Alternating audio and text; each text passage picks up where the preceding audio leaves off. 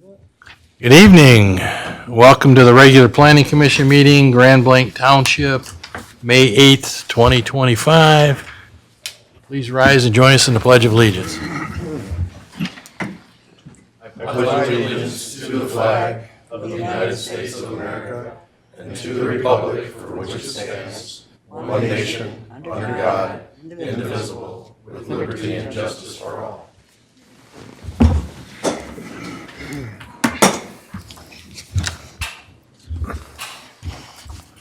The Planning Commission members present this evening, we have Mr. Andre, Ms. Coulter, Mr. Johnson, Mr. Joyner, Mr. Gellings, Mr. Hoffman, our newest Planning Commission member, Mrs. Nasser, is that correct? Nassar. Nassar, okay.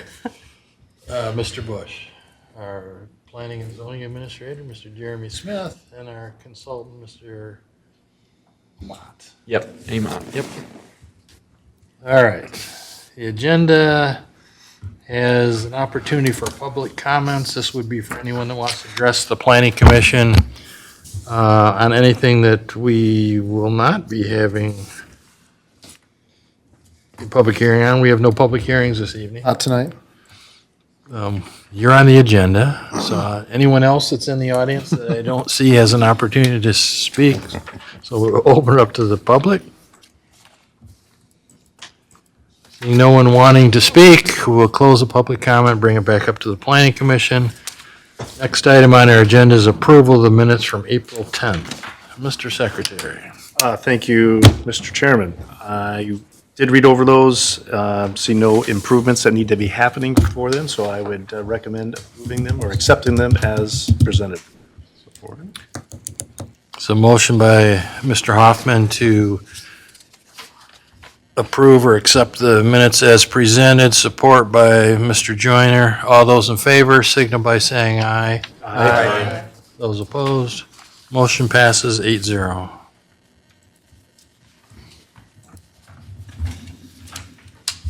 Next item is approval of this evening's agenda. Any changes? Yeah, Mr. Chairman, we did add one thing, 7A, just to announce our new Planning Commission member. There's 3 items on the agenda today instead of 2. Under- Corrected agenda. Under new business. Yep. Second. Motion by Mr. Bush to approve the agenda as amended, support by Mr. Hoffman. All those in favor, signal by saying aye. Aye. Those opposed, motion passes 8-0.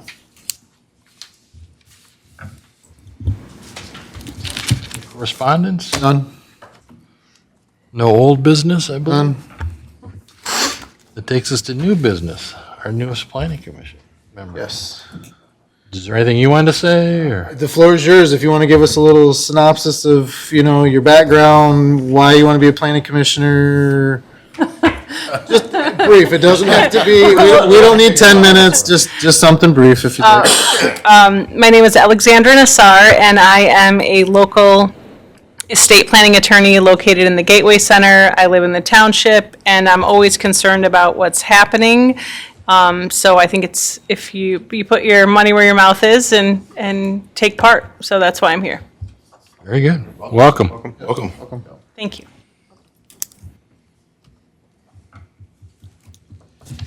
We have one more Planning Commission member that's not here this evening, so we got a full house now. Yes. We've been running short. We are whole now. Ms. Hugo regretfully could not be here. She's having some issues with her back again, so. Jeez.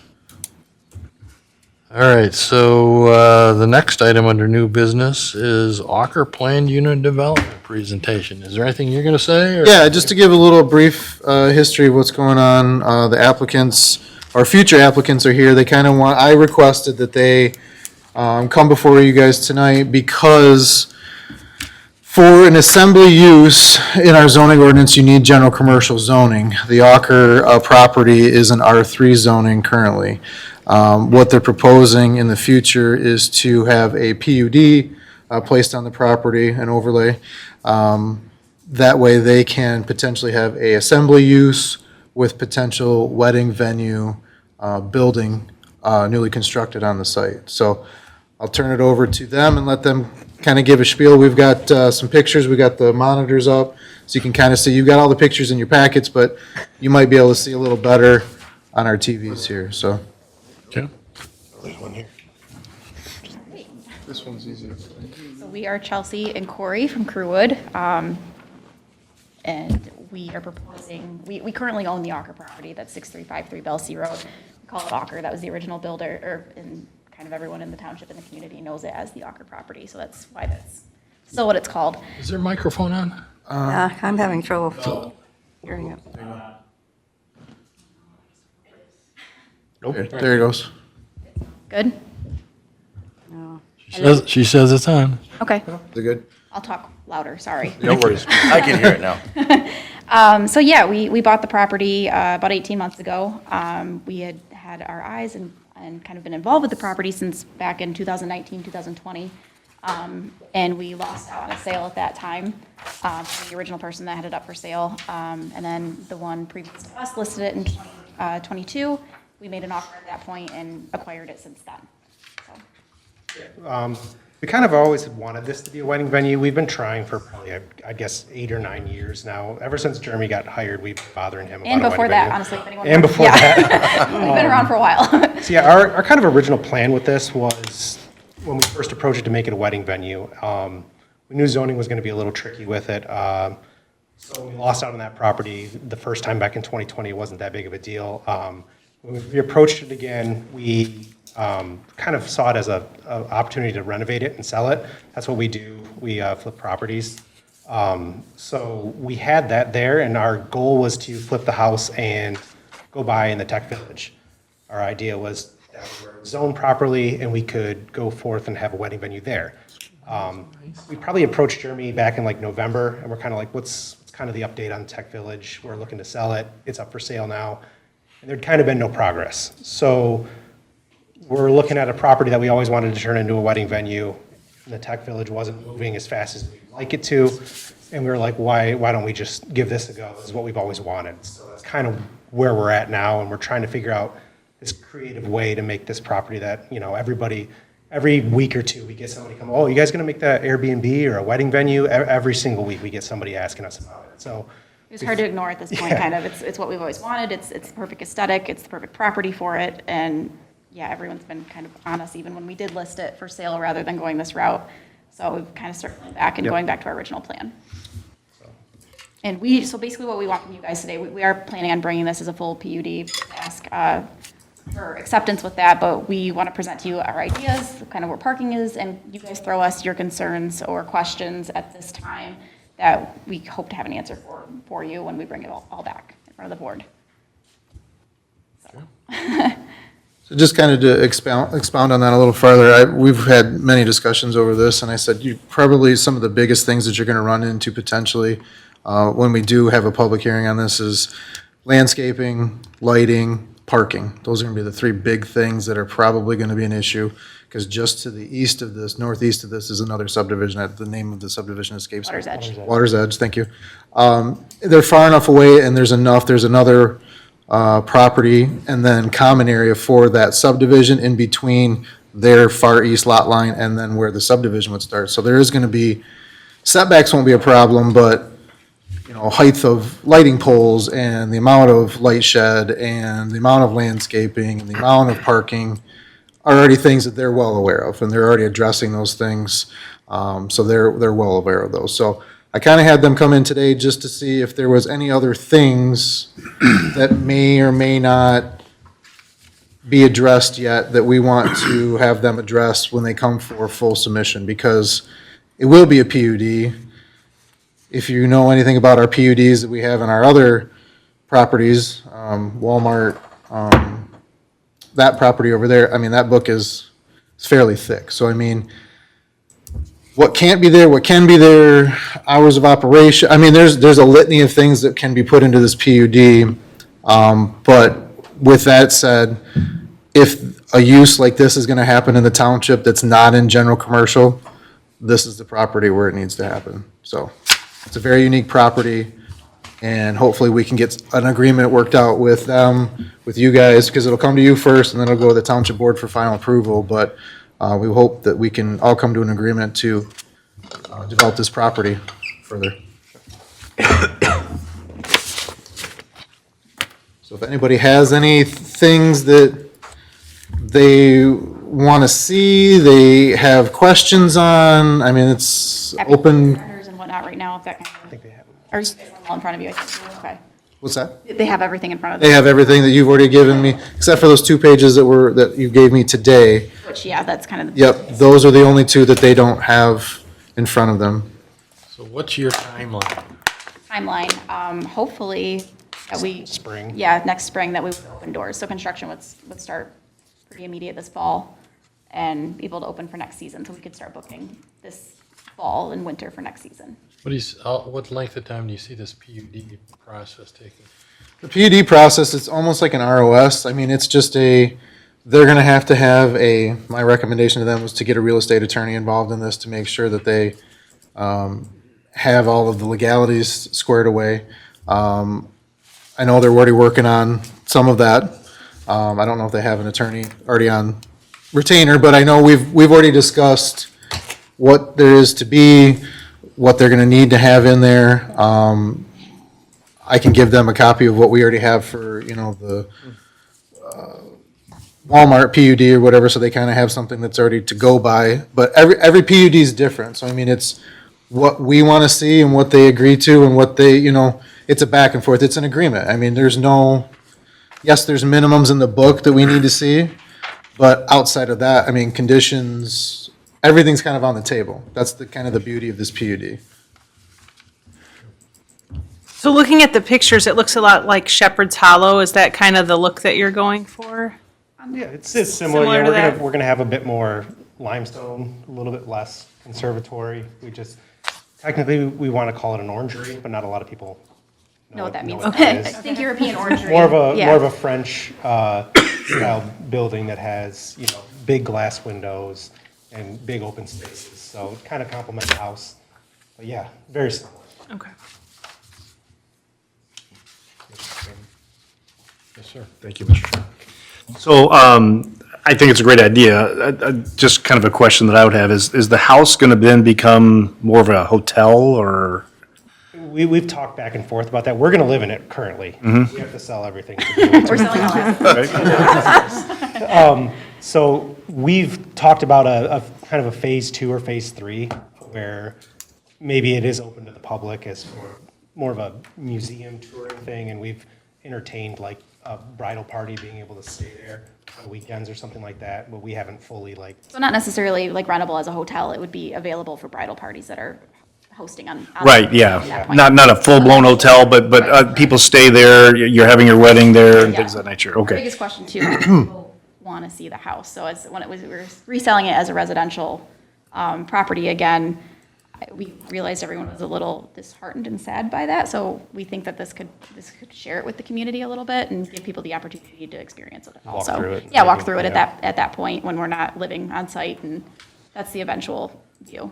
So a couple of these things are different. There's the one black and white that's showing up by the road where more of the barn, there's a Yeah. full parking. And then this one has no parking up here, but it's all parking back. Do you want parking in both spots or? Yeah. Both spots, okay, so that's both that are there.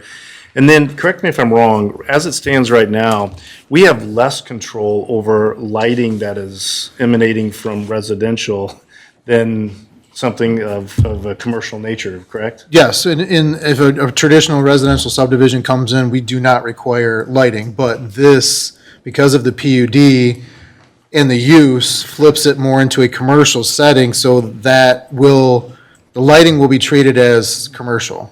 So direct down, height of poles, Right. photometric plan, I mean, all of that's on the table. Which, what I was actually referring to is a situation that I know of in subdivisions where lights are emanating 200 and 300 feet past their own issuance and Exactly. blinding other Right. houses. Yep. Where we have no control over that whatsoever. Yep. Here you do. So, Yes, 100%. yeah, I definitely see the distance. I see the landscaping that's there from it, the control that we would have. I think this is a great idea, and thanks for bringing it to us. And to that point too, we had already discussed, it'll have to be direct down lighting no matter what. Right. But if they're, because they're gonna be living in this house and then have this south of that on the same property. If there's not an event going on, talked about having full control and killing all of the lights and have no lights whatsoever, or have motion sensors and things come on, or have dimmers, there's, again, the possibilities are endless with this, because the beauty of it is they have so much land there, and it's not gonna be right on top of another subdivision or any other business. It's all gonna be kind of contained.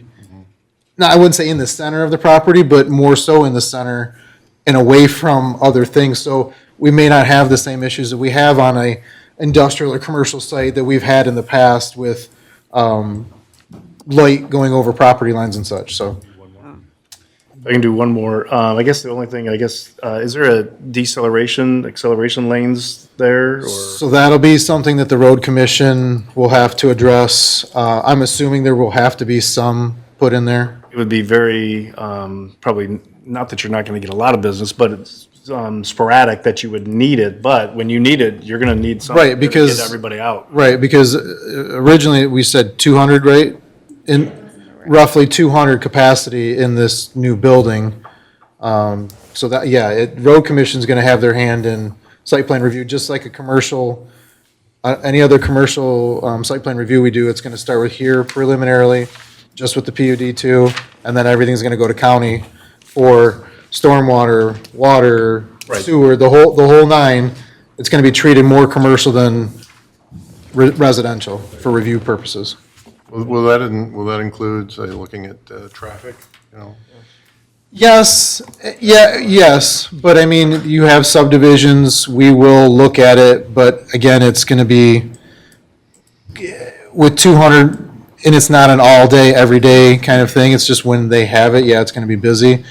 They'll have to address that, control measures for that, but again, road commission will look at that, and, it's not like they're gonna require a third, a turn lane in there, but if it gets busy enough, it may happen down the road. I mean, if this expands down the road, and let's just say 10 years that they want 400 capacity now, and then we gotta look at it. There's gonna be a breaking point where there may be more measures that we'll have to take a look at, yes. Yeah, I live in Kings Point, so getting out on Belsey Road, now that they put the roundabout, L and Belsey, Yeah, constant flow of traffic. Yep. It takes maybe sometimes 3 or 4 minutes before I can make a left turn out of there. yeah, So it is a busy road. sure, So yep. Mr. Johnson? Mr. Chairman, I'm just purely curious. Are you city sewer and water now? There's city sewer right now, and it's a well on there, but there is water and sewer at the road. Yeah. Mr. Hoffman, you have another question? What I was envisioning on that traffic was Bicentennial Park. After, a day of Saturday of people trying to get out of that, it's just impossible to get out of there. Well, and you could have thousands of people there for a baseball I know. tournament, so I mean, this will be, yeah, I understand your concerns, and that will be addressed, but it's not gonna be near as bad That's not as, even my concern. Yeah. I'm saying that's probably your only hurdle. is not what I'm yes, for sure, yep, yep. We do notice that, like, that 3 o'clock to 6 o'clock time is. It's busy. Pretty difficult to get out of there. Luckily, it's more of an 11 o'clock PM when people are trying to leave. So, Right. not as busy then, but, yeah, trying to get out of there with East Middle School and the roundabout, there are no breaks Right. with the traffic. So it would be different timing. Yeah. The events would obviously be off from middle school time and work time. Mr. Andre? Thank you, Mr. Chairman. I think the use is great because I think it's unique and it's something that we're seeing people leave the community to go do this. They're going to Clio, they're going to the one, I've been to the one in Flushing, the Pine Grove or whatever it's called. And so I think it's a great and I think it's unique and I think it's the market shifting for use. So I really appreciate that and your commitment and investment into the township. How often would you consider events? I mean, is it something that you think is going to be pretty popular? You're talking weekly? Is this weekend? Do you perceive any midweek? I'm just kind of curious, like what your business plan is and your marketing, if you did any market study or anything like Yeah, that. we've seen obviously Saturday is the most popular. A lot of things that venues are doing too is doing full weekend events. Okay. Where, and that's obviously that what we get into with, in the future, people staying on the property and stuff like that. But Saturday is your 85%, 90% of weddings. Sometimes you get your Fridays, and sometimes you get your elopements on Sundays, where you get, 40 people, 50 people, second marriages type of stuff, where people will do those smaller events. But there are an occasion, I guess, during the week. I guess they are becoming popular as everything's becoming so expensive. Like, I guess we'd like to be available for other But community probably- events. like probably during the once a week. Yeah, so that it wouldn't be very often during the week. Would you guys provide catering, or is it on-site food service? it would be prepared off-site. Okay. And delivered on-site with like a warming kitchen. Okay. Coolers, freezers, prep tables, type of thing. Question for Mr. Smith, how does the assembly use and maybe not initially, but a long-term of stay on the property, does that fit within what we, be approving as part of the PUD? With guests staying on property? So we would want to see, it's however we want to build it out. We can say, we want to see these uses are all approved, these uses are not approved, these uses are special land uses, because everything in there is going to be open for interpretation. We're building this out so we can, however they want to come to us with it and you guys want to look at it, or how you want to see it, and they'll build however we want to look at it. Essentially, the majority of where they're going to be doing this is going to be general commercial use. So it really needs to be built close to those standards and close to those uses. Sure. One thing they had mentioned to me too is the barns out front, redoing those at some point down the road. This new building is going to be the focus, but there's a litany of things that you can do with this property once we have that, but we have to also be conscious of what could be done in the future and what we do want to see and what we don't want to see, because I don't want to pigeonhole them, because once it gets approved, then they have to come back to the township board and have everything reopened, and it's just a nightmare. So we have to be very careful. To that point is, when you come, it's your proposal. Yeah. Right? And so be very comprehensive and try to be as long-term master planning as you can be, because I think you might see an evolution of what the business may be, and it's hard to project, but it'd be great if you did. And I think one last question is, do we still require, because this is technically a rezoning, right, as part of the PUD? Nope, No? nope. So no, So it'll be R3 base zoning with a PUD layer on top. Overlay, as an overlay? Okay. So would we require we wouldn't require a rezoning traffic study then as part of it? No, but the assembly use should trigger the traffic study, yes. Okay. Yep, because that's predominantly that's what this building is going to be. What they do in it, wedding, gatherings, It's it's irregardless, it's the assembly use and the amount of traffic I think will trigger that, I yes. think to the point is, when you look at peak, off-peak, it's busy, right, during the day, that 3 to 6. But your operations are really going to be majority that's going to be outside of that peak, and on the weekends too. Right. So, okay, thank you, Mr. Chairman. Mr. Johnson, you have another Yes, question? yeah, thank you. Jeremy, so let's say we set the PUD and everything's in place, and they get off to a great start and things are going well, and they find another opportunity that isn't necessarily listed in the PUD, how do we go about accommodations for that? So then the PUD would have to be amended. It's an Okay. agreement with, it starts here again, and then it goes to the township board. But then if they want to amend it, there's provisions in there for minor adjustments and major adjustments. All of those go back to the township board, because the township board has final say on the PUD. So, but once everything gets open, the whole PUD is subject to change. So let's just say, not that that's going to happen, but let's just say, because we did it with the Walmart property where we had the issue with the parking. We reopened the PUD and said, okay, look, we don't want truck traffic in there, but we could have added a litany of things in there once we reopen the PUD. So same thing would apply here. If they need another use that isn't already in there, they have to go in front of the board, reopen the PUD. It's like doing a text amendment. You just have to come in and amend it and, amend the site plan probably too, which you would see. And anytime there's new construction, you guys are gonna see the, site plans on it if it gets modified, but the PUD, they would just have to modify. It's a simple way of adding things to it. If something gets missed or there's something new in 10 years that they want to see on there, and we go, yeah, great, that looks good, Gotcha. it's not a problem.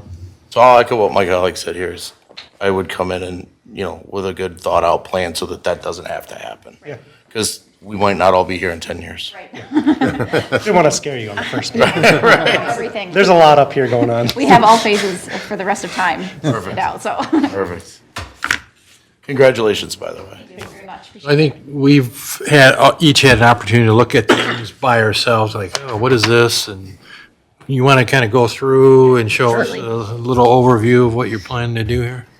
Yeah, so this is kind of, and we got these This morning. 3 hours ago. The additional pieces aren't in your packet, we just received it, so. Kind of a rough lighting plan, and that was something that Jeremy's been really good on telling us about. We were trying to keep everything 12 feet with the shut-offs, so we have them running up the driveway and in the parking lots.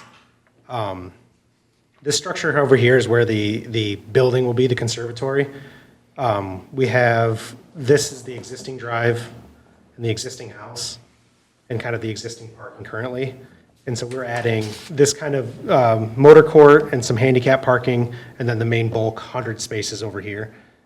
We kind of have a wedding lawn over here that kind of goes behind the house, and then these are the barns and existing. And this right here is just kind of a construction road, farm traffic road, because there's no way to get into that property. We had that happen 2 years ago where someone hit our gate.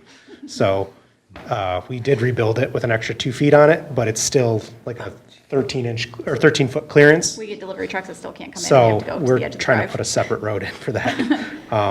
So the large rectangle on your map, you said was like a lawn. Like a lawn, yeah, I don't know if they have, does he have it labeled on this one? Yes. He might have it. This one.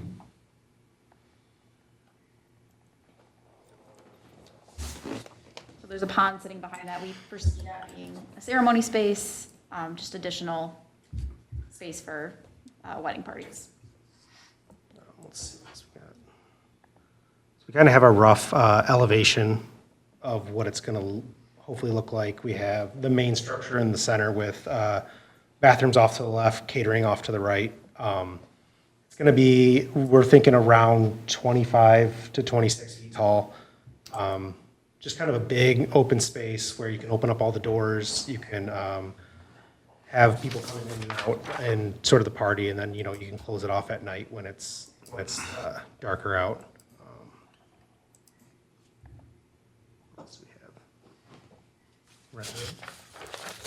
Just, yeah. Yeah, kind of the same thing. We couldn't figure out the roof line, so the roof line's hand-drawn, but this won't be the exact roof line, but it just kind of shows, we're thinking of limestone, steel windows, a lot of ivory and plantings all around it. Give it a very garden feel. We're trying to turn kind of the whole property into a park-like garden, flower farm, stuff like that, to kind of make it use of the whole 50 acres while, Still being aesthetic. yeah.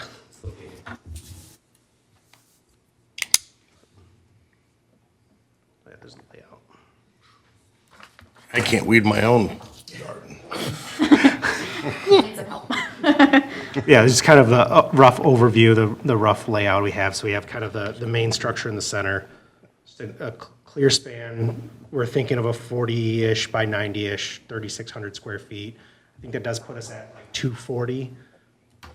We haven't talked to the fire yet or anything like that to see the capacity of it, but with, dance floors and bars and stuff like that, we're hoping to get that down to about 200 people. So yeah, kind of a bar and a catering section off to the right with parking out there that the caterers can park in, kind of bring their already cooked food in to serve. And then, yeah, the bathrooms off to the left. Mr. Chairman. We don't have, Mr. Johnson? Quick question. Is the 200 number, is that like a hard number for insurance purposes, or is that just something you guys came up with that's your it just target seems market? like, yeah, I You would, based it, what, off of 15 square feet per person? Is that 15 right? square feet per person. We see like a lot of, not many weddings nowadays are going over 200 people. You still have to account for a dance floor, you have to account, for how Gotcha, many yeah, people in the yeah, room and all of that. So it's what's practical and what's fire code is kind of what we're dancing. There is Gotcha. enough parking for both scenarios, we just need to figure Yeah. that out. Right. I was just honestly just purely Yeah. curious if there was a reason that it was 200. Yeah, average is about 140 Okay. nowadays for a wedding. And it's just, obviously, everything's gotten crazy expensive, so to feed 200, 300 people, it's just not as easy anymore. But the nice thing is they have enough acreage. If they need more space, they could always add on to this building down the road, the way it's laid out. It's possible if, you know, in 5 to 10 years, if they need 400, you know, people in Trends it. change and people are demanding that. Yeah, right. That's the beauty of this site and the way they've arranged it is they do have room for expansion. There's the Woodfields and Warwicks that kind of handle those big-time weddings that I don't know if we'll be able to compete with price-wise, just, it's going to be more specialized, smaller, Gotcha. higher-end weddings. Question, am I reading this map correctly? Is there just one entrance from Belsey Road or two? There's two, but there's one main entrance. There's an entrance into the barns. That's north of the, where's the, I'll show you. Okay, yeah, We've got one right This is the here gated also. entrance here. right, that's the main, right? entrance, yeah. And then there's another entrance here to get into the barn area. Ah, so it's through the barn, Yeah, so, and I think this is their proposed drive. yeah, okay, Like construction thing. they okay, said. because I couldn't really tell from the map whether that yeah. There's block, a which you're house saying is the barn, is also going to be, there. Yeah, right in. 900 square foot little farmhouse there. okay. We have less questions than we thought, honestly, so. Anything else you want to show us? Sorry, I didn't mean to interrupt. Oh, no, we don't really have much. We have one more overlay on kind of the actual map, just to give a, This is just hand drawn, Of so you where- can see kind of the everything's at. topography of the property and where the ponds are.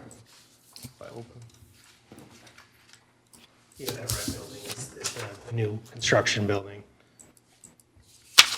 That's kind of dead center on the property. We're about 600 to 800 feet from the property line everywhere in there.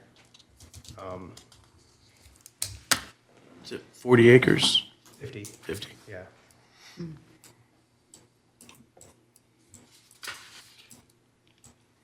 Anything specifically, questions that you had for us?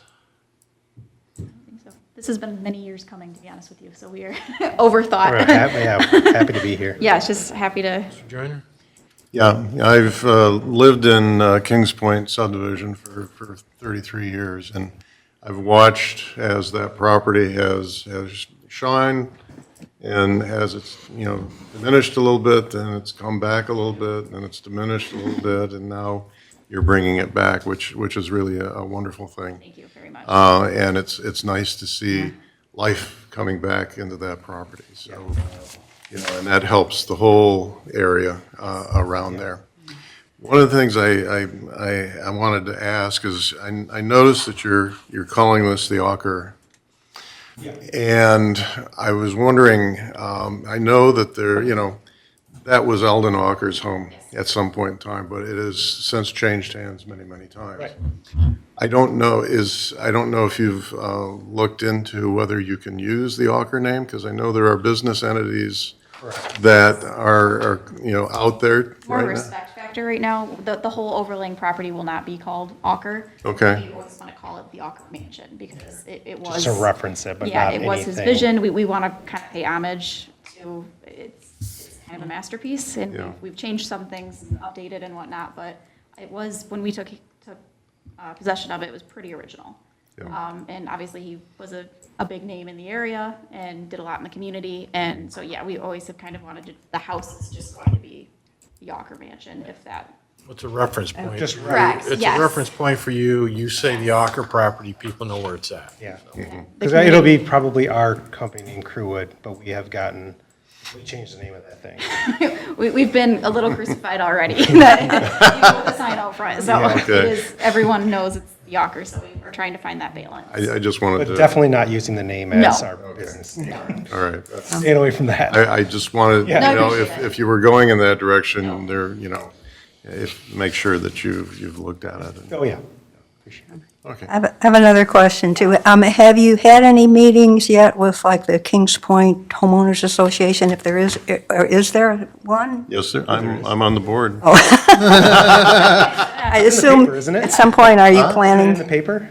The, Grand Blanc Living? yeah, Yes, we have every time. yeah. Because it's going to create, obviously, a lot of traffic right, close to the entrance to the subdivision there, so they'll find out eventually. The notices will go out, and honestly, when the notices are sent out, it's only sent to, what do we figure out, like, It'll spread, obviously. yeah, but obviously news will spread, but There's only probably. we don't really touch a 10 to whole lot 20 of- houses that'll probably even be within 300 or 400 yards or feet of the Yeah. property line. But yeah, some of those are in Kings Point. So, Sounds like you're going about this the right way, planning it all out. I guess I would encourage you to keep going down that road, and I think that's what's being hinted at here. You're better off letting people know in advance, get their feedback. There might be something that you can address Sure. that yeah. they're concerned about. I would continue to go in and see Mr. Oh, yes. Smith. Oh, yeah, oh, we've had very lengthy discussions over the last couple months over this, so one thing I would ask, yeah, I would ask today, is there any uses that you don't want to see on this property? Hearing what they've already said, assembly use, I'm just trying to give them a leg up so when they bring you something, we don't have to have a litany of discussion on things. I mean, there can be, but I'm just saying, if we can knock a few things out today, that'd be great. But if there's something that you don't want to see, that would predominantly be in GC, if we could kind of throw that out there today, not necessarily it has to be removed, but at least they know what they can expect. 1,000 Not, square foot retail stores every time? well, that's kind of what I'm getting at. No gas station. I guess that's, The list is going to be very long. yeah, right. Say, yeah, it's 90% of the general commercial. Yeah, so they've talked about they're potentially doing, kind of a farmer's market feel in the barns out front, this assembly use building, the mansion, there's parking. I just want to make sure everybody's kind of okay with that kind of, flower gardens. What's that? Funeral home.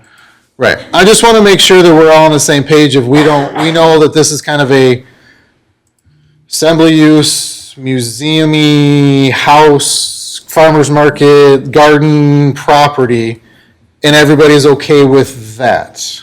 Bed and breakfast are good. Bed and breakfast, Those are good. potentially down the road once they sell it, and, because there is room in the mansion for, would you say 90 to 100 people? So there's like a big hall. Ballroom. Ballroom, there you go, ballroom in the back that they could use eventually down the road for another venue or a bridal party or shower or what have you, without having to rent 200 capacity building. I think that house is what, 28,000 square feet? 20,000 with the basement. 20,000, okay, all right. Yep. Huge. I was going to say, you mentioned like farmer's market, which would presumably be like during the week, so that might, create some more traffic problems. Yep. We're looking, because obviously for the wedding venues, Yep. those are generally weekend events, so you're not going to run into the, coming and going to work. Traffic. Mr. Chairman, Mr. Johnson? forgive my ignorance here, but wouldn't it be easier to have them list out the things that they want to use Yeah. property for? And that's fine. As opposed to us thinking and putting down everything we want to exclude?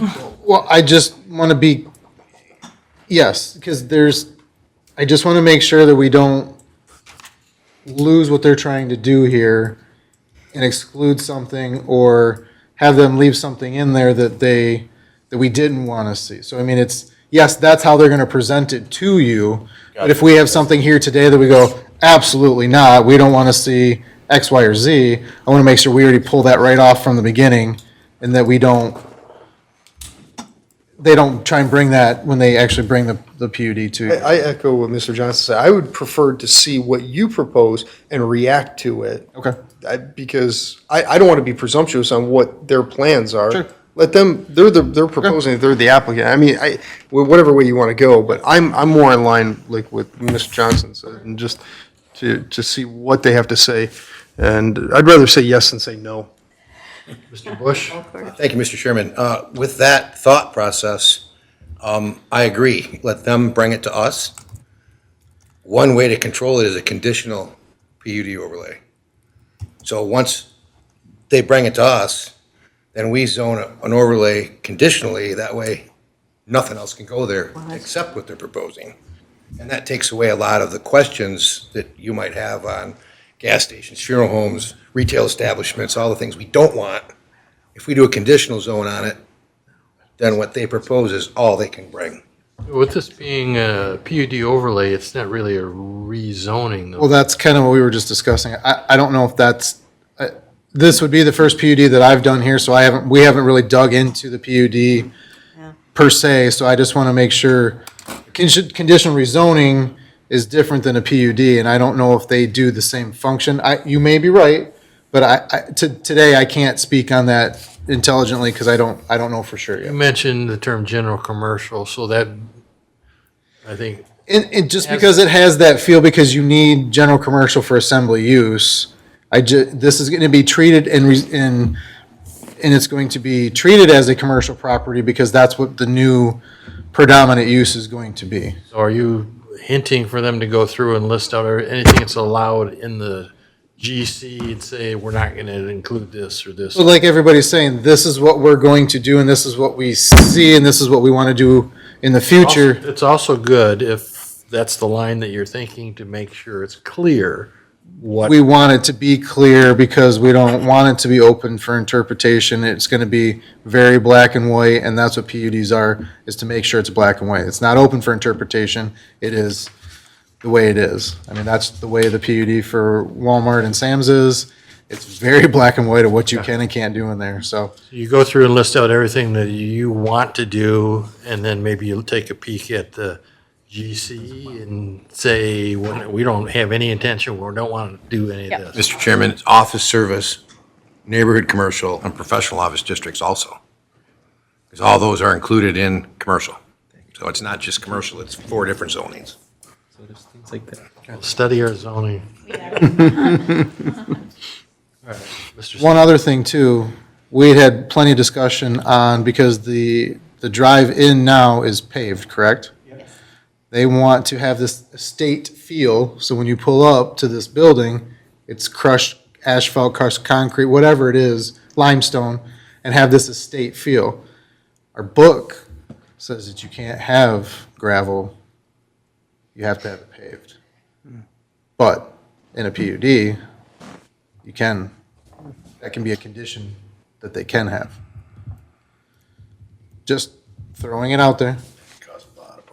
And the reason. Not really, because it's a PUD and it's a special, PUDs are all different. You can't, none of them are the same. Yes, they have similar components, but what you can and can't do in each one is completely different. So if they propose it and you say yes, and somebody says, we want to do that, sorry, you're not in a PUD. But the next PUD can.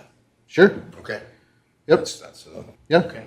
It does set a precedent, Yep. but this is a very, very special property. I think we can all agree on that. Absolutely. That this, and that's what I told them. I said, any other place in the township that isn't GC, there's no way this ever flies. But on this property, it does make sense. So right now, is the drive paved right now? Drive spray, yep. So we could leave the drive paved and then have You get these, to a certain point, you've got this arch you drive through, and then Yep. you go, maybe that makes some sense. right, exactly. Again, everything's on the table. We get a little queasy sometimes when you say no pave. Right, but if it's done, if it's done properly, and let's just say we have it contained, it doesn't, you're not gonna have the spread, it's gonna be, if you have pavers and then you have, however it gets done, so that way that the gravel or whatever doesn't get thrown out into the grass or whatever, I mean, there's plenty of ways to do, I know they have plenty of ideas on all this, so. You learn something, we get a little queasy about no pavement. They're very aware, we've had plenty of conversation about it. Possible. It needs basically. the general commercial zoning, however, we want this. We want none of the general This commercial European feel. estate there. We want it to feel residential. Obviously, it's just uses. Yeah. That's why we're trying to get the tie up there. Yeah, no strip malls, no gas stations. We don't want yellow lines. The only thing that I can see potentially in that is having the parking. We can say, if they come in dimensionally, we know that each parking space has to be 10 by 20, and they say, well, the parking lot's gonna be this, and we know we can handle that many in there, we don't have to have it striped, but maybe we say it's gotta be bigger because, as long as, even if the parking lot's striped, people don't know how to park properly. So, I mean, that could be a potential issue going down the road that I could foresee and we've discussed. So, while we may go, yeah, that's great, but, I mean, it's on them to figure out parking, but I just caution, it may need to be a little bigger than what a normal parking with it being striped would have to be, just to accommodate for that, so. Yep. I parked actually today with my truck in a gravel parking lot with no striping. And then I said, you know what, the space that was left is not big enough for my truck, so I backed out and parked on the lawn. Yep. Right, right. But- And we don't want that. We want them contained in this parking lot, but if they need to, then it may need to be a little bigger. Is just food for thought. It's just, again, everything's on the table. We'll see what happens when they bring. I guess if there's anything that you're doing that's closer to the road, consider screening of some sort. Most of this looks like it's gonna be back quite a ways. There's a fence, it's a brick fence right now, between the road and the property currently out front.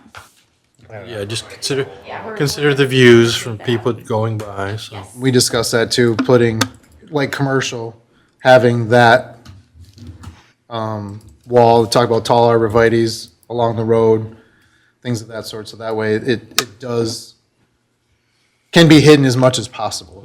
But still maintaining, being able to see where the drive is. The mansion, where that was brick walls, you can't see it. Yeah, I mean, if you go down further where the pond, or where the Yeah. pond is. Someone hit our gate Yeah, over someone there. hit the fence Someone over went through there. on the fence over there, so you can see through. Yeah, I had that. You can't do anything about that. Okay, sounds like you're off to a good start. I think you've got, I'm not gonna speak for others, but I think you've got a number of people that are hoping you do well. Thank you very much, we appreciate it. Thank you. Thank you. Thank you. Best of luck to you guys. Thank you so much, we appreciate it.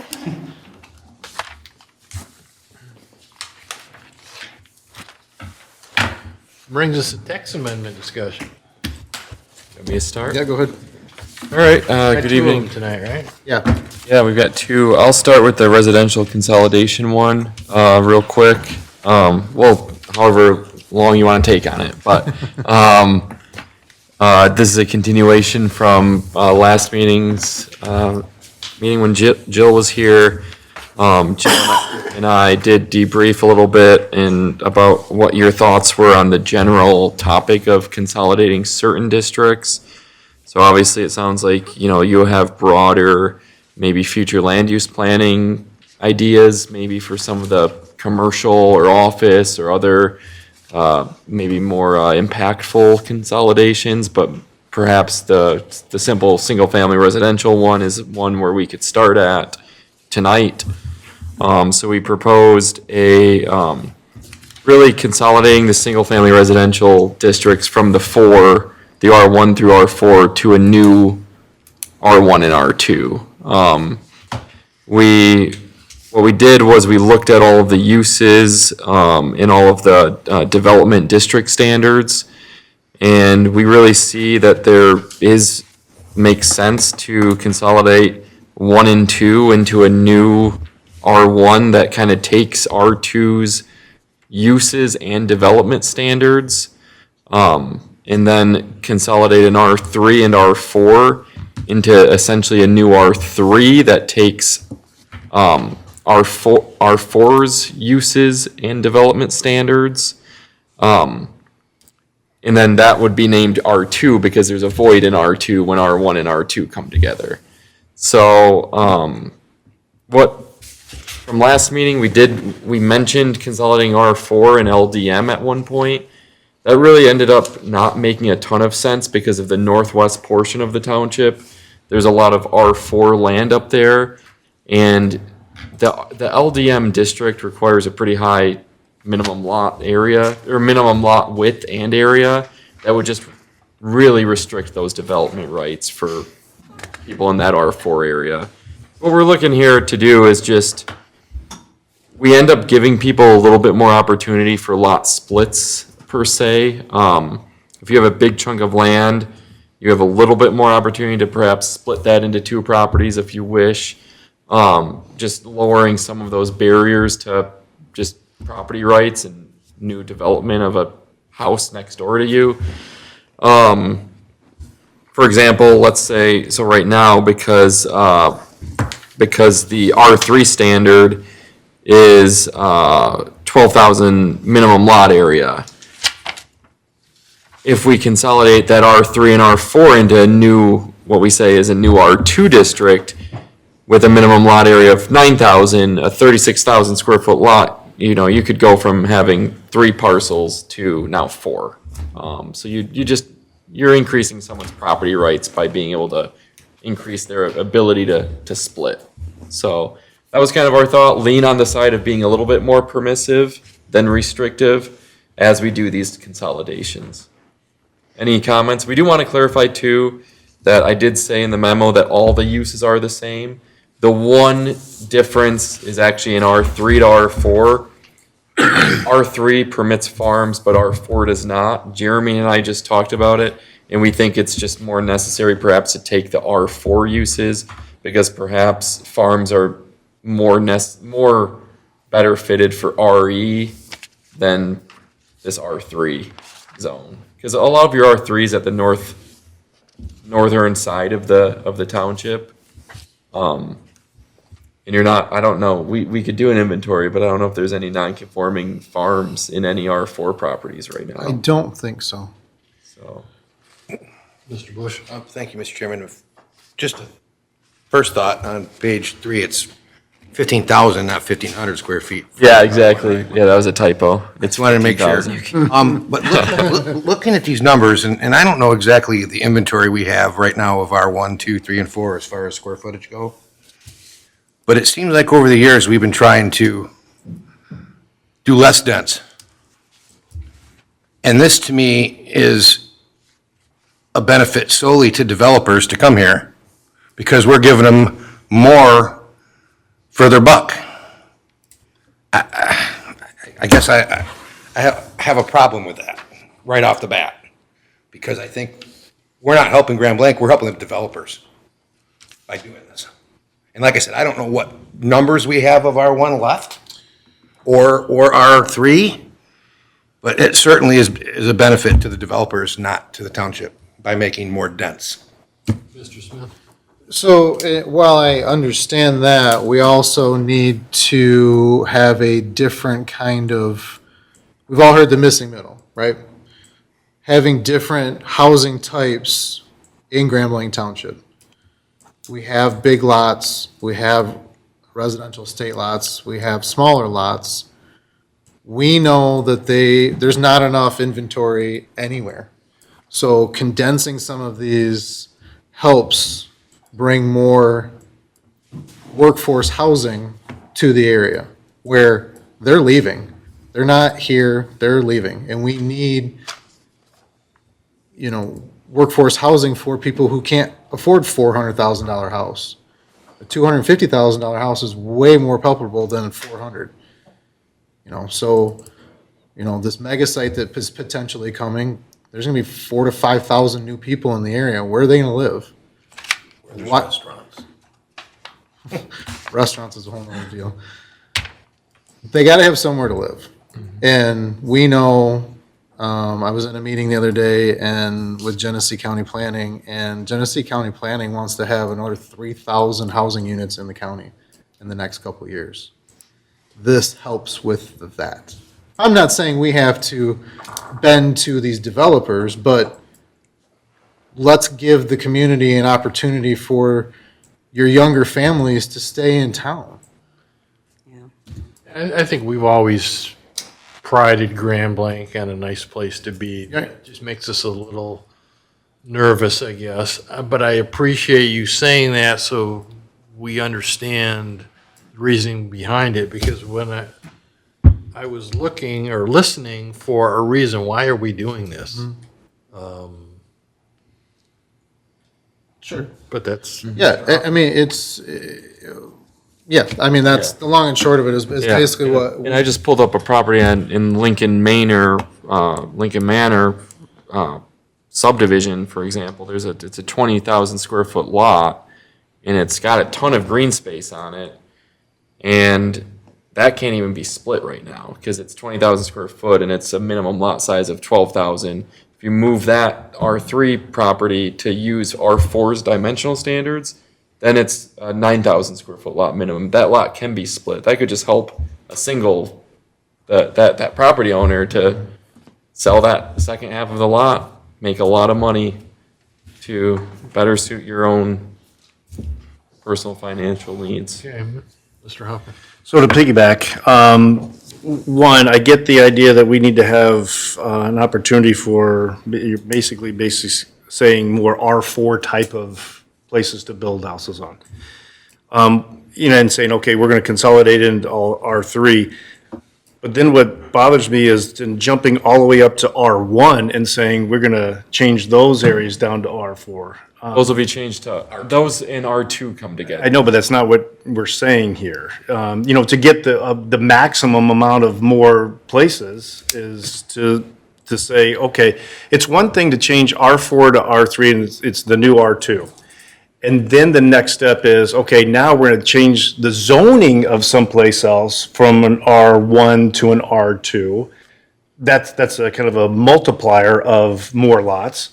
The other thing that I have a concern about is, let's say you now have a place in R1 and you're surrounded by other R1s, and then you change this, and now all of a sudden you've purchased a place that's R1, and now your neighbor sells out, and that shoves 8 houses on where only one should have been, that you agreed upon when you bought your house. Is that something that could happen? You say maybe not, but could it happen? Of course it could. Yeah, I mean, but- I'm not going Well, to be but, comfortable okay, with that at all. let's play devil's advocate here. Remember Mr. Yancho when he was on the board and we were talking about development and things of that sort? Baldwin Road was farm field and he used to ride his horse and play ball in these farm fields. There's subdivisions there now. You can't say that you don't want to see it. Development happens. You can't stop progress. You can limit it, and again, this is just a first step. I want to help for- guide it. Exactly, well, and then that goes back to our zoning map and then our future land use map. We can build these the way we want to see it, and then with the future land use map, go, that's where we want it to be or not want it to be. So this is the first step, and again, I've talked with Andy and Jill about this. Maybe this is something that we hold off until we do the next master plan. We can massage it to a point, don't approve it just yet, get it to where we're kind of happy with it, and then when we get to that point, there's when we're going to start taking a look at it. The scenario that I'm very much against is there's a 400-acre situation and they're all R1s. Then all of a sudden we say, we're going to change it what it is. All of them are situated fine except for the last one, and all of a sudden 20 houses go on this one. It's almost like spot zoning type of scenario. So I'm telling you, that's my fear, is I do not, as far as planning, I get it. But that's like taking a whole 400 acres right now and saying, oh, we're going to change it to R1 or R2. Having it 90% built out or 75% built out, then we change the rules, and now somebody gets to come in and change the dynamics of what 75% of that acreage already is. I'm very much concerned about that. Mr. Bush? Thank you, Mr. Chairman. I think another way to look at it is, if we look at Grand Blanco over the last, say, 40 years, I've lived here all my life. We saw booms in residential. This is what we wanted. We saw booms. So we have our ordinance, and we have our ordinance basically to guide what we want to see in Grand Blanc. Because of the costs of materials over the last 10 years, and frankly, hold on, because I think it's going up again, I wonder, that's why developers aren't coming here, because they say they can't make their money by selling this many lots. We need more lots to make our money. So we have not seen developments come lately. So now, I guess, do we as Grand Blanc want to lower our standards to suffice development? And I said, that's the big question. And maybe the answer is yes. But, I don't want to see Grand Blanc go downhill just because we want development. people want to come here, they're going to come here regardless of what it costs. So I'm not saying no, I'm not saying yes. It's worth the discussion. Yeah, we're having a discussion Exactly. here, we'll express our concerns. Yeah. Mr. Joyner? You know, the city of Grand Blanc, you know, the Jewel Golf Course is probably a good example of that, where Kings Fairway subdivision is, off of Genesee Road. They're putting in small lots there, you know, like 1,200 square feet, and that's what's in that particular plan. And that's really, you know, detrimental to the houses that are in Kings Fairway and also in Kings Point. And there was a lot of anger in that regard. It's like we're downgrading. Yeah. Yeah. We need to be careful. That's for sure. Anyone else down here? Mr. Andre? Thank you. Appreciate the way, the way you were able to consolidate this, and I think we've seen a little bit of a trend, and especially in my line of work, I see it. But we've had how many subdivisions recently come in to planning commission? 2 or 3? Were they all seeking the ROS? Haven't we seen a trend in that with, So the one was a modification, and one was a creating new. Yeah. right? So it's really a reaction to the market, I think, is what we're seeing. People don't want big houses anymore. My kids are the next generation to buy a house. They don't want a big house. They want mobility. They want different things to that. And so I think what we're seeing in the overall market is just, it's a trend, right? We went through a trend, Mr. Bush, as you remember, houses got bigger. They started off small in the 60s, remember? I mean, I grew up in a small house, and we never thought twice about it. They grew, and all things go through cycles. And I think we're going through a cycle. And I think this is a market condition that we could, while I really value what Mr. Hoffman said, you don't want to diminish people's values. But we as a township have a possibility of losing out on generational housing that is going to go to other places. If we don't have some thought, whether that's this or, you know, as part of it, maybe it's part of I think it's more of a part of a master plan. I like what you say. I think we have to start thinking like that, not just the way it always was. We have to be what it's going to be and be on that cusp of it. So I appreciate what you're doing. I think what it's going to do is it generates a lot of discussion, thoughts, and really it challenges us as to what we feel that the next step are. And it's a big responsibility that we all take on. So thank you for that. Thank you, Mr. Chairman. Ms. Nassar? I have a question. So Mr. Hoffman was asking about, you have this large house on this large lot, and then things could be split up. Couldn't the association for that subdivision prevent things like that from happening? I mean, ours does. Usually not subdivision. But they're, Not if it's right, mine's a platted. site condo, so it's very different. It's not Those platted, it's areas platted. are usually not. Well, it depends on the sub. So if they've got, again, if they have like Woodfield, take for example, they have a PUD overlay on that. That says that in certain areas, the minimum square footage is for a house is whatever it is and the minimum lot size is. But they use the base zoning at the time to base their things and then modified it to their needs from there. If you have an active HOA, there's the issue is these HOAs get put into place, we don't require them, but they get put into place, and then what happens when they go defunct? If you're not paying on it, then you don't have anybody collecting dues, you don't have an attorney on retainer, you have nobody that can defend these rules, and then what?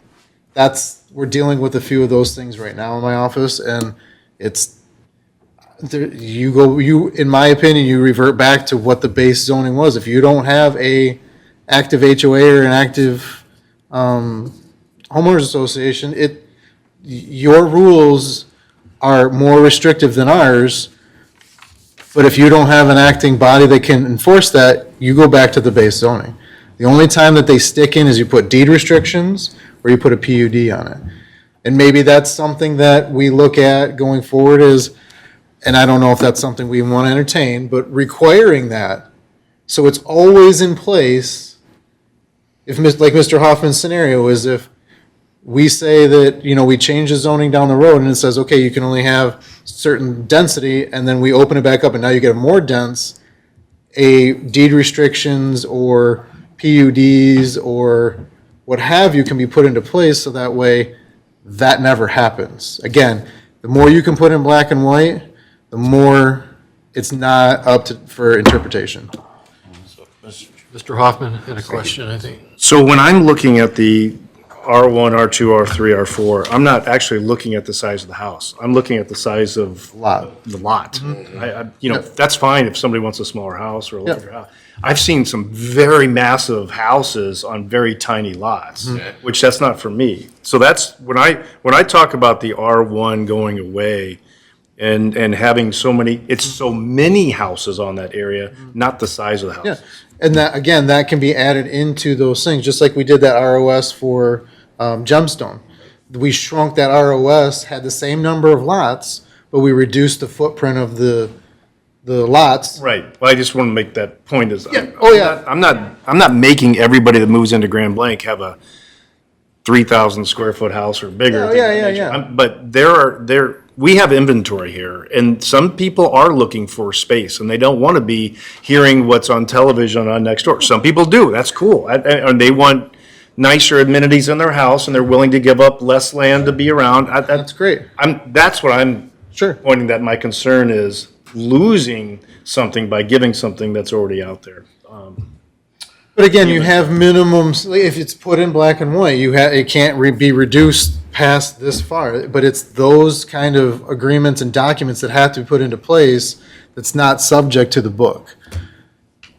If you put something in black and white in an ROS or a PUD, that's to perpetuity. When you're in the zoning, you're subject to all zoning at that time whenever you go to make those modifications. So there's kind of, it's a twofold thing. I actually see it in other communities, the reverse. They go into a very small subdivision, and these are very small houses. They tear down 3 houses and put up a massive situation. Right. I think that could be just as damaging to everybody that's surrounding them. Can be, You know, right. all of a sudden, you have this monstrosity sitting next to you when you had, 3 neighbors that you used to have Sunday dinner with. Right, well, because if you look in the book, it's minimums, it's not maximums. I understand. And some of them, yes, you have density maximums too, so there's your, kind of your drawing a line in the sand kind of issue. I But see this as reducing options, to be honest with you. So, Mr. We Johnson. only have so much land out there. sure, So I have a question. So I grew up on 12 acres, right? And all the parcels that surrounded our property were between, 5 acres and 500 acres, right? So, one of the neighbors, hypothetically speaking, has a 20-acre parcel with a little ranch house on it. And then they decide that they want to subdivide that and put in housing. This would allow that, right? it allows Put in a that today. subdivision? You can What's do that? that today. Yeah. But only to a certain degree. Right. But that's what this is doing too, to a certain degree. Yeah, this might buy allowing you more a than few what is more allowed. lots. This will buy you a few more lots, but it's not going to, it's not gonna significantly, Multiple. But as does the ROS. This The will ROS. Make it More. Yes. Gotcha. Yes. So, and then I guess my next comment would be is, as far as, Grand Blanc as a whole and talking about, what the general public wants. I don't necessarily think that, we're gonna be able to read that mind, for the same reason that, people buy Chevys and people buy Cadillacs. Right? There's always a market. sure. And I guess my comment on that would be, I don't think we should look at undoing what has worked for us. I'm my kids are 7th generation Grand Blanc. We've lived here for years, for a long time. And the reason that we've stayed has been because of the community and the way that things are, have been developed. Sure. So I guess to really start making drastic changes to that, I think, might be more detrimental than good, because people like me that are, you know, seventh generation, people that are coming to look to be in a community like Grand Blanc, we're kind of switching things up.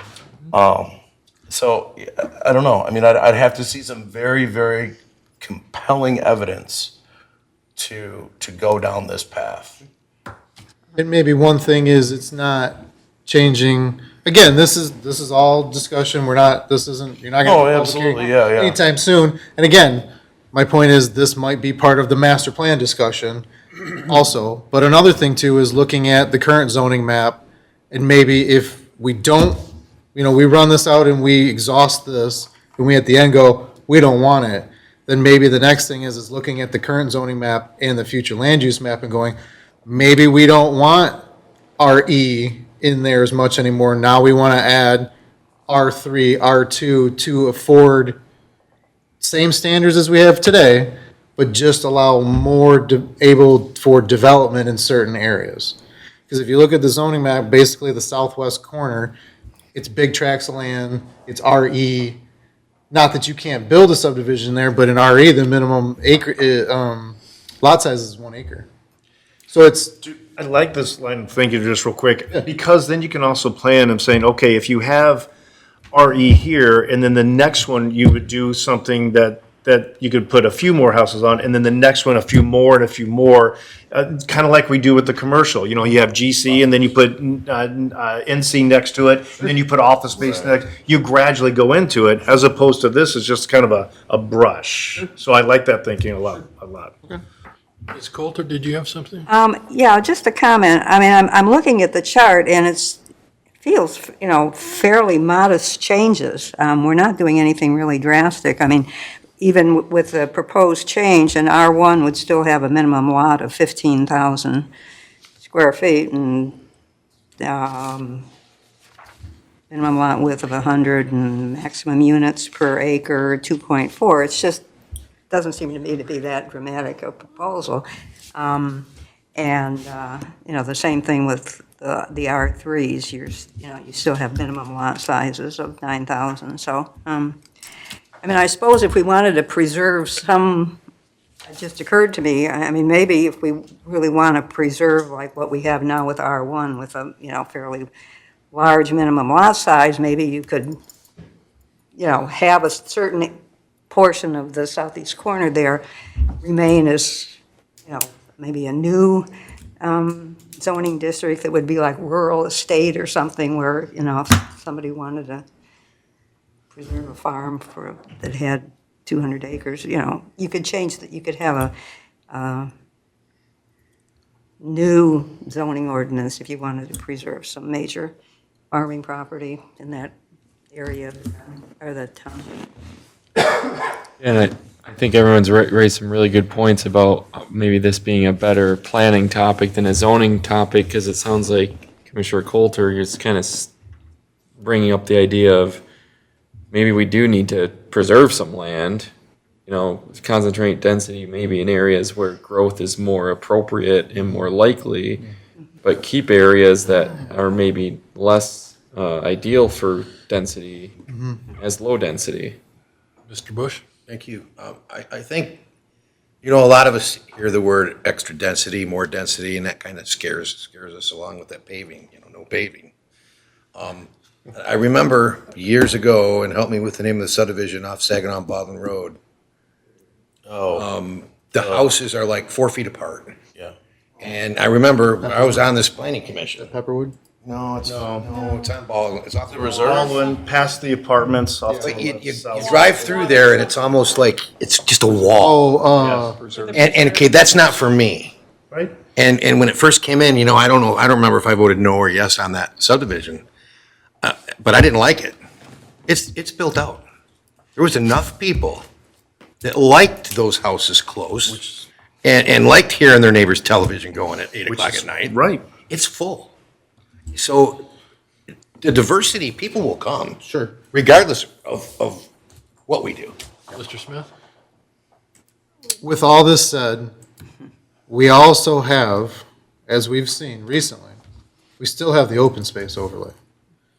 So you can get your buffers, because then you have the density bonus, but then you preserve in that subdivision a large tract of open space that could be spread out through the whole subdivision or in certain areas, so that way if you have your 15-acre lot, or you have another subdivision next door, you still have that rural feel with still being in a subdivision out in the southwest part of town. So I mean, the open space can always be applied on a subdivision if a new place. It's not required to be. It is not required, but if they want to have that, and let's just say we leave the zoning districts as they are, that's what the open space is for. You give density to reduce lot size and front foot, just like they did in Gemstone. They kept it 56 lots, but they reduced the front foot and the lot size and gave more open space. I mean, that's, We feel we're getting something. right, you give to get. That's the whole idea of the ROS, exactly.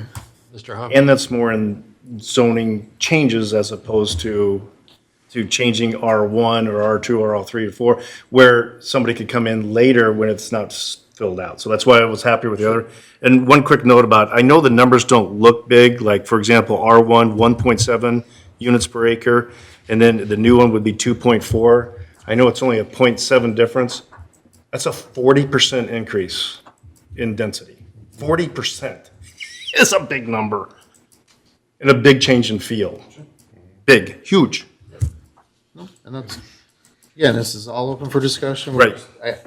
I think from what we're hearing, I think it's going to be more Yeah, of a more a master plan item that we just make sure is priority for when the master plan's updated, because I do think Which is soon, right? It'll be. you're gonna do a review soon. We'll be doing soon, because November, or was that November, October of '21 is when we did the last one, and every 5 to 7 years you do a new one. So here in the next year or so, we're going to do a review, and we'll have meetings, and we'll Right. get the public involved and see what's going on. I guess the more of the basis for this is getting everybody thinking about different housing options, different housing areas.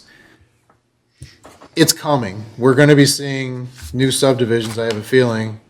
And I just want everybody to be open to, we have the future land use map, but that's just a roadmap. Yeah, we have to justify it, but if it's a R1 or RE and somebody wants to come in and do an ROS on it, open mind, I guess, is more of what we're asking for at this point. Mr. Chairman. So what sparked this particular? It was in the master This plan. was in the master plan to consolidate more residential districts. And this Because, I mean, was we just an have- option we threw out. 5 single-family and 3 multifamily, so I mean, that's 8. That's a lot of zoning districts for residential.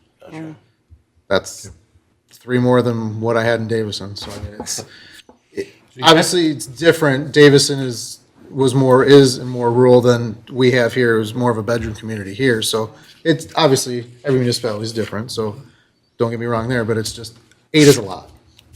And maybe we need to lose 1 or 2, and maybe we don't need to lose 4, so, You gave us something to think Yes. about. You got some input back. Yes. And Yep. you want to move on to the next? yeah, this was the only thing, right? That was the only one that's the only thing we changed. Yeah, and I think that was the only thing. I think it really was in terms of policy. Yep, okay. So the other one, I know we're talking about this again, but being in charge of code enforcement, I hear complaints all the time from my guys, and they say, can we get stuff in black and white so it's not open for interpretation? Yeah, sure. So here we are. The only change is on the back page, 1D. In black and white. Yep.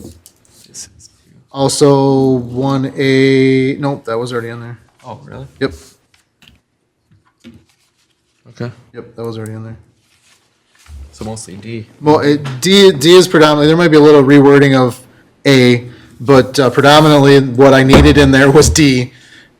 We have people interpreting what we already have in there as they can park wherever they want, and we want to make sure that motor vehicles it cannot be parked in any grassed area, period, the end. Move approval. What's that? I said move approval. Yeah, right. We also just simply structured it so it's not just like a big paragraph with standards mixed within, and we structured it where it's more of A means something generally, B means something generally, C, I don't know, it just made sense to order it better. And I've seen the number of complaints about junk vehicles since we've changed these things. It has gone down. So that's great. It's more black and white. People understand code enforcement's out there and they don't screw around. So make sure you keep your stuff parked away. Tagged. You got, I wasn't gonna say it, but you said it, so it's out there now. With there, nobody's above the law, so What'd you do? Trailer in the driveway after November. The one we just amended, about a year ago, 2 years So ago. this is a little different than the trailers and the accessory, vehicles that we had. So this is becoming a more of a problem, people trying to park wherever they want to park, and this just gives us more teeth in the ordinance. Mr. Hoffman. Thank you, Mr. Chairman. I'm not trying to be smart aleck when I say this. What makes it non-operable but being worked on? I mean, because if it's being worked on, you would think it's non-operable. So in the section, it goes into more detail. You don't have the whole zoning section. It gives, I think it's 48 hours, it can be worked on. Our definition of not operable is flat tires or no plates and tags. So if it can't go down the road and code enforcement is not operable. If you're just working on it in your driveway, there's provisions in the book already that say you can work on it for X amount of days.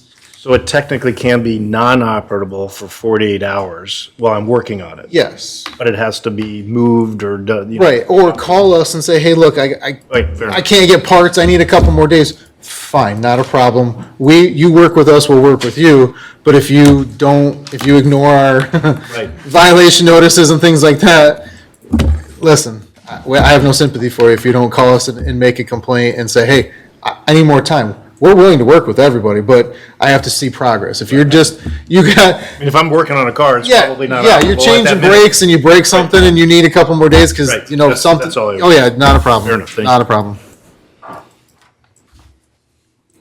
You looking for action on this? So this one I would like to see a recommendation for a public hearing next meeting. Move for public hearing on this. Support by Ms. Coulter. Yep, support. Sure. All right, I guess we, aye. Motion by Mr. Hoffman, support by Ms. Coulter. All those in favor, signify by saying aye. Aye. Those opposed, motion passes 8-0. Excellent. We will see that at the next one. No committee reports, but under other business, move the July meeting. It's July 3rd. I don't know about you guys, but I won't be here, so if we could push that back a week to the 10th, I would greatly appreciate it in light of the 4th of July weekend. Motion by Mr. Johnson. To move that back. I won't be here, but yes, I'll make that motion. You won't be here the 10th or the 3rd? I won't be here either. Yeah. I won't be here either, but I'll support that. Okay. A quorum in this, right? Well, wait, on the 10th? Yeah. Well, is this possible that we can move it to the 10th? We just need 5. I need a quorum. You could change the date and then make an adjustment later, or not? We can. If, let's just say we get it and we can't get a quorum, I can always push it again. It's Yeah. just more official doing it this way. Sure. Yeah, sorry. No, it is what it Can is. we see if we're gonna have people here on the 10th? I mean, Dolores, We you're, can Oh, I'll be say, here. you're good? if, Hope so. are you gonna be? Right? You'll be here. I would say yes. That's the intention. Sure. Yeah, right. We can always, we've got this is only May. I just figured just to get out ahead of it because I know everybody's gonna be making, plans and things like that. We can not make a note today and we can do it in the June meeting. We're gonna have a June meeting. Yeah, that's So, probably better. we'll push it to the June meeting. Idea by then. That's fine. No problem. Yeah.